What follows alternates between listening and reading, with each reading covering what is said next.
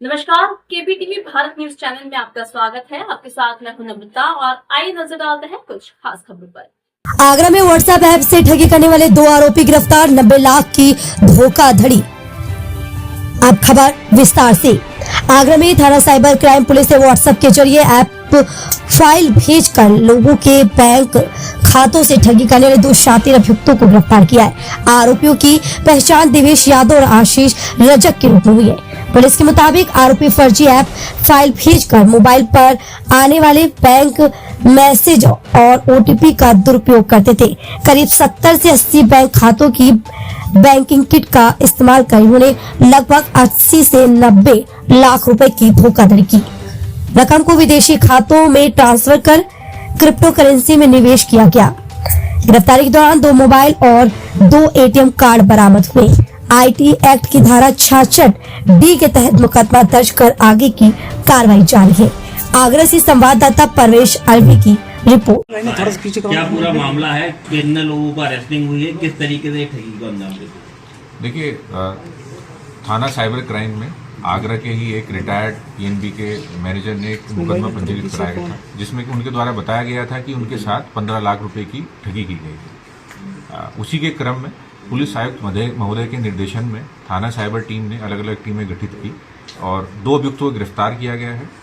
पूछताछ में अभियुक्तों द्वारा बताया गया है कि इंदौर का एक व्यक्ति है जो कि इस पूरे गैंग को चला रहा है, जिसकी टीम में कई सारे लोग हैं जो कि भारत के अलग अलग राज्यों में बैठकर लोगों को फोन के माध्यम से एपीके फाइल की लिंक भेजकर लोगों के साथ फ्रॉड करते हैं और इस पैसे को देश के अलग अलग राज्यों के खातों से उनकी निकासी कर इन्हें क्रिप्टो में कन्वर्ट कर इस पूरे जो भी अपराध है इसको कारित कर रहे हैं। अभी इसमें 2 व्यक्ति गिरफ्तार हुए हैं, साथ ही साथ 3 व्यक्ति और हैं जो कि इसमें मुख्य सरगना के साथ मिलकर इस पूरे अपराध के नेटवर्क को कारित कर रहे हैं। जल्दी उन्हें भी गिरफ्तार कर माननीय न्यायालय के सामने। सर, साइबर ठगी का जो मेन गढ़ गला था जामताड़ा, उसका नाम भी इसमें जुड़ा हुआ आ रहा है सामने, वहाँ का क्या रोल निकल के आया? देखिए, जो अभी 2 अभियुक्त गिरफ्तार किए गए हैं, इन्होंने पूछताछ में बताया है कि जो इस पूरे ही गैंग का मास्टरमाइंड है, उसके कुछ लोग जमतारा, झारखंड, बिहार से भी साइबर अपराध की घटनाएं कारित करते हैं और अक्सर उससे मिलने के लिए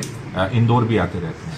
साथ ही साथ जो भी अभियुक्त हमसे पकड़े गए हैं, इनके फोन से हमें 30 बैंक खाते और सिम कार्ड, पूरी की पूरी जो किट यूज होती है साइबर अपराधों कारित करने के, उनके भी जानकारी मिली है और बाकी और भी इन 30 के अन्य जानकारी की जा रही है कि जिनका यूज कर भोले भाले लोगों के साथ इनके द्वारा ठगी की गई। सर, तरीका क्या रहता था इनका ठगी करने का?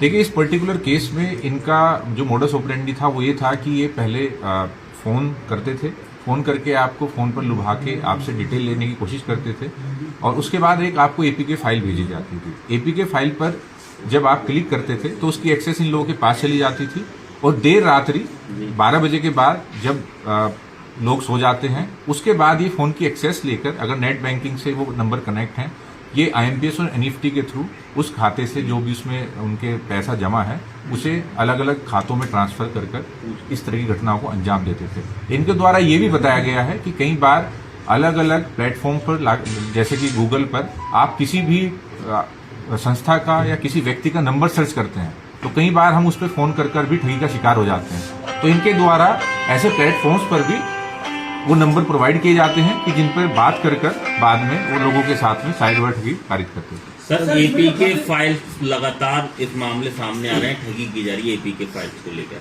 तो सर आम जनता से क्या मैसेज देना चाहेंगे? क्या बचाव है, क्या नहीं? देखिए, उसके लिए जैसा कि मैंने आपको पहले ही बताया कि साइबर अपराध से बचने का जो सबसे बड़ा हथियार हो सकता है वो है कि इसके बारे में अवेयरनेस, और उसके लिए मैं कहना चाहूँगा कि कोई भी लिंक, एपीके फाइल कोई भी आपको व्हाट्सएप या अन्य सोशल मीडिया के माध्यम से प्राप्त हो, आप उस पर क्लिक मत कीजिए। साथ ही साथ कोई भी एप्लीकेशन या सॉफ्टवेयर अगर आपको कोई डाउनलोड करने के लिए, इंस्टॉल करने के लिए कहता है, उसे ही मत कीजिए, क्योंकि जब आप प्ले स्टोर या एप्पल स्टोर के अलावा सोशल मीडिया के माध्यम से भेजी गई लिंक से ऐसी फाइल्स या फिर सॉफ्टवेयर इंस्टॉल करते हैं तो आपके फ़ोन की सिक्योरिटी सिस्टम को बाईपास कर देते हैं, जिसकी वजह से आपके फ़ोन के कॉम्प्रोमाइज़ होने के चांस बढ़ जाते हैं और आपके साथ साइबर ठगी होने के चांसेस बढ़ जाते हैं।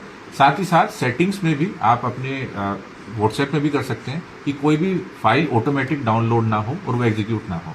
साथ ही साथ फोन के जो सॉफ्टवेयर्स की अपडेट्स आती रहती हैं, समय समय पर उन्हें भी अपडेट करें ताकि इन ठगी से बचा जा सके। सर इनका खाते सीज किए गए हैं, उनमें क्या कुछ अमाउंट भी है जो सीज किया गया हो? देखिए 30 खातों की किट के पूरे फोटो, सिम कार्ड प्लस जो नंबर कनेक्टेड जिस खाते से था, सेविंग और करंट दोनों, ऐसे 30 खाते हमें मिले हैं। अभी उसकी जानकारी संबंधित बैंक से की जाएगी कि इन खातों में क्या ट्रांजैक्शन हुआ है, कब हुआ है, उस ट्रांजैक्शन कहाँ से हुआ था, ताकि हम पीड़ित से भी और जो इसमें अभियुक्त हैं उन सबको ये जानकारी एकत्रित करते हुए जो भी इसमें अभियुक्त होगा उसकी जवाबदेही तय कर सकें। सर इनकी प्रोफाइल क्या है जनरली सर?